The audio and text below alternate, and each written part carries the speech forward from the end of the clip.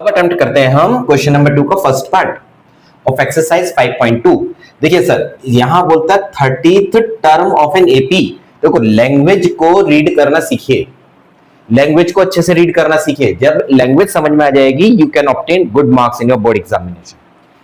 Trick समझा देता हूं। देखो, यहां लिखे 30th 30th टर्म, इसका मतलब होगा A30 is equal to how much, TH आया, इसका मतलब 30th टर्म A30 की वैल्यू हमें फाइंड करनी है। इस सीरीज को पहचानिए, A is equal to 10, D is equal to 7 minus 10 is equal to -3 और N ऑलरेडी यहां पर लिखा है हमने 30। इसकी वैल्यू हमें फाइंड आउट करनी है, किसकी, A30 की। जब क्या होगा यहां पर N इज इक्वल टू 30 होगा। तो देखिए, 4 ऑप्शन आपको गिवन है और बताना है कौन सा करेक्ट ऑप्शन है। वी नो, क्या जानते हैं, A30 is equal to, direct लगा दीजिए, A plus 29D, value apply करो सर।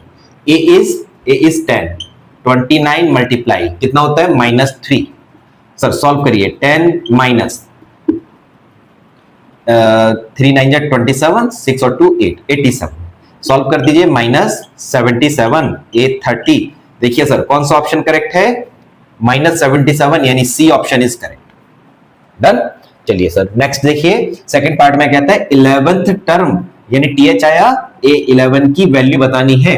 कब बतानी है, जब A is first term is -3 and D 2 minus, यानी -1/2। चलिए यहां तो नॉर्मलाइज कर दीजिए, -+3 इज इक्वल टू 2 होल 1/2, वो भी पॉजिटिव। देखिए A2 माइनस A1, तो माइनस लगाएंगे, माइनस ऑलरेडी यहां पर है, माइनस माइनस प्लस, 3 में से हाफ माइनस कर दीजिए, 2.5 ये बचता है। यानी कि ये क्या होगा आपका 5 होल 5/2, ये होगा 5/2। सारी चीजें कंफर्म हो गई। अब लिखते हैं n इज इक्वल टू 11 है, हमको निकालना है A11 की वैल्यू, यानी A11 is equal to A plus 10D। A की वैल्यू रखिए -3 प्लस 10 मल्टीप्लाई 5/2, 2 से 2 1 जा 2 5 जा 5 5 जा 25, -3 plus 25, -3 plus 25 is equal to 22, यानी A11 11th term of the series be 22 of the given AP। इसका मतलब कौन सा ऑप्शन सही है, ऑप्शन बी इज करेक्ट।